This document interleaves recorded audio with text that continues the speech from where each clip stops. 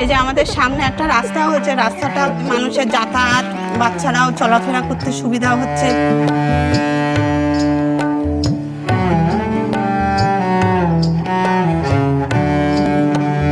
আমি এই অঞ্চলের বাসিন্দা। এইখানে রাস্তা দিয়ে আগে খুব যাওয়ার অসুবিধা হতো, রাস্তাটা ঠিক ইটের ছিল, যাওয়া যেত না। তো এখন এই রাস্তাটা হয়ে আমাদের খুব ভালো হয়েছে, যাওয়া যাচ্ছে।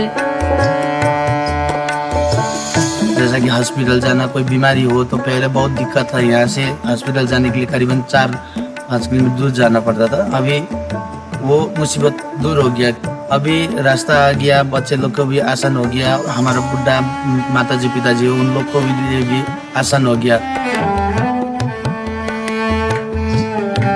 আমার এই ব্যবসায় যাতায়াতের জন্য সুবিধা এবং সব দিক থেকে সর্বোপরি সুবিধা হয়েছে আমাদের এই রাস্তা হওয়াতে। মাননীয় মুখ্যমন্ত্রীকে ধন্যবাদ জানাচ্ছি। এই গল্প নয়কো শুধু পাকা রাস্তা ও উন্নত যাতায়াতের, এই গল্প 15 বছরের বাংলার উন্নয়নের।